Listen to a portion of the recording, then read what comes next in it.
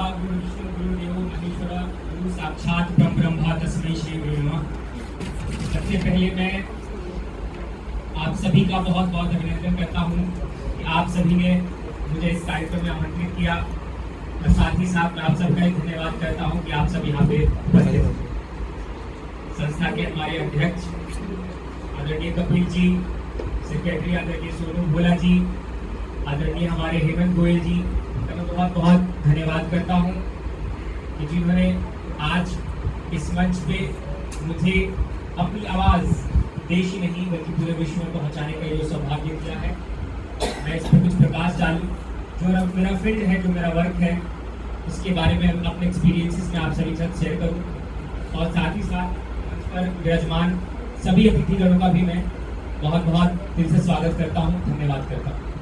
दोस्तों, जैसा कि आप सभी को मेरे बारे में बताया गया, मैं वर्तमान में एडवोकेट एज अ प्रैक्टिस कर रहा हूँ।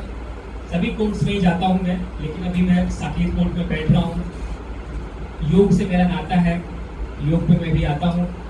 कई सारे मुद्दों पे आज यहाँ पे चर्चा हुई।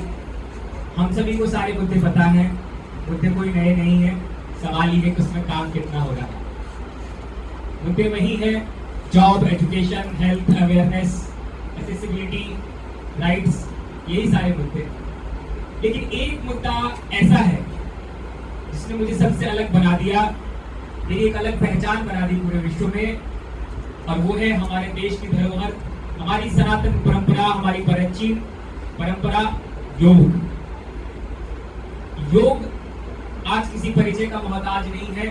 पूरे विश्व में आज योग के नाम से हिंदुस्तान को जाना जाता है।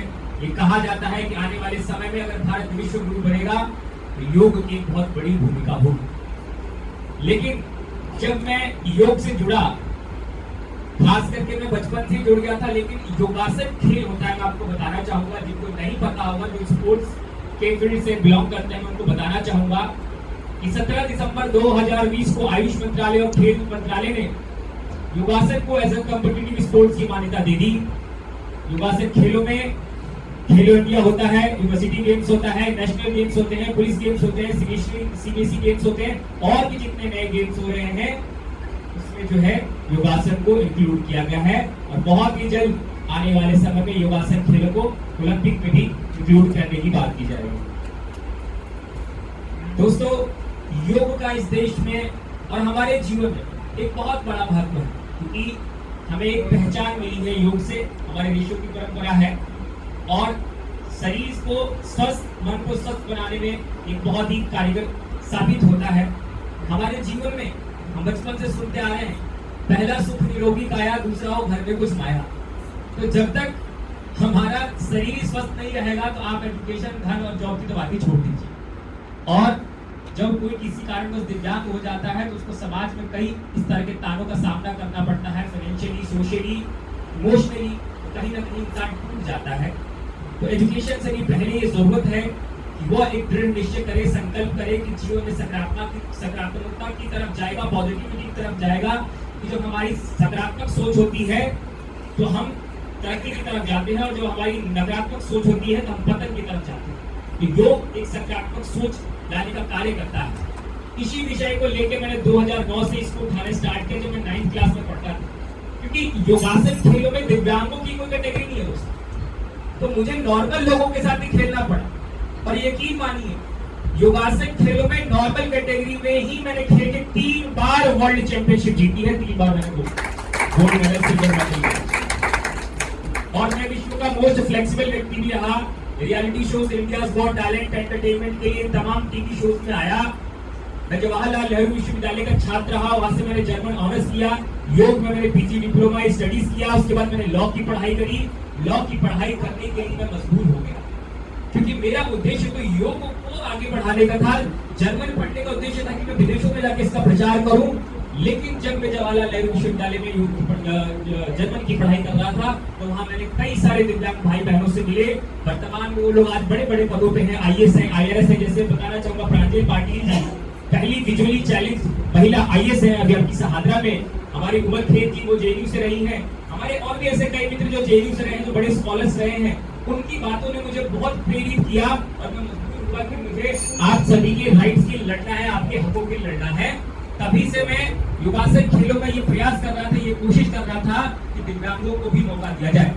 जब 17 दिसंबर 2020 को योगासन खेलों को मान्यता मिल गई और इसमें जो फेडरेशन वर्क करी है नेशनल योगासन स्पोर्ट फेडरेशन, उसके सेक्रेटरी जनरल साहब से मेरी मुलाकात हुई, मैंने उनसे आग्रह किया और यकीन मानिए आज दिव्यांग भी योगासन खेलों से जुड़ सकते हैं। और उस ड्राफ्टिंग कमेटी में जो सिलेबस बनाने का कार्य किया है वो मैंने ही किया है और अभी तक 4 कैटेगरी बन गई है। आने वाले समय में प्रयास है कि किस प्रकार की कैटेगरी को भी इंक्लूड किया जाए। योगासन खेलों में आपको जोड़ने का मकसद ये है क्योंकि ये भी आपको रोजगार देगा। मैं बताना चाहूंगा सेंट्रल गवर्नमेंट की नौकरियां उनको मिल रही हैं जो नेशनल इंटरनेशनल लेवल पे गोल्ड मेडल लेके या कोई पदक लेके आ रहे हैं, जो अच्छे योगासन खिलाड़ी सेंट्रल गवर्नमेंट की, स्टेट गवर्नमेंट की बात नहीं कर रहा, केंद्र सरकार में उनको नौकरियां मिल रही है। अभी हाल में मैंने धरातल पे भी देखा कि इनकम टैक्स की वैकेंसी निकली थी तो उसमें लिखा होता है योगासन प्लेयर। तो मैं चाहता हूं कि दिव्यांग भाई बहन भी इससे जुड़े और आने वाले समय में जब ये रोजगार मिले, अपॉर्चुनिटी मिले तो वो भी इसमें इसका फायदा उठा सके। इसके अलावा मैंने और भी कई मुद्दे उठाए हैं कि अगर आप कोई योगा टीचर बनना चाहता है, योगा ट्रेनर बनना चाहता है, योग में कोई कोर्स करना चाहता है, किसी प्रकार की योगा कोचिंग सेंटर को ज्वाइन करना चाहता है, तो बहुत लोग दिव्यांगों को सिखाने से मना करते थे। मेरे साथ भी ऐसी दिक्कतें आई थी, मैं तो पीछे खड़ा होकर करता रहा, अपने पिताजी के आशीर्वाद से करता रहा।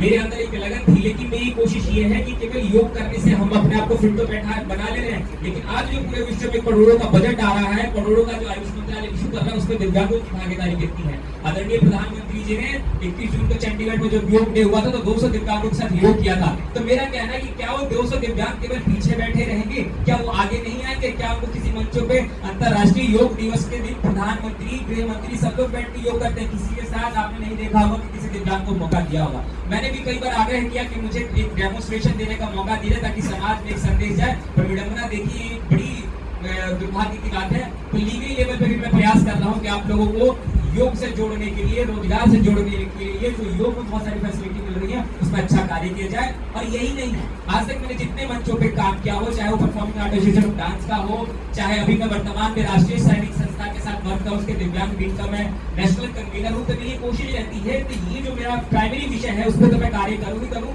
लेकिन इसके अलावा भी जो भी आपके राइट्स है, रोजगार है, एजुकेशन है, हेल्थ है, उसके ऊपर भी प्रकाश डाला जाए। बस मैं अंत में क्या कहना चाहूंगा कि हम सभी की प्रॉब्लम का एक ही निदान में समझता हूँ, वो है अवेयरनेस।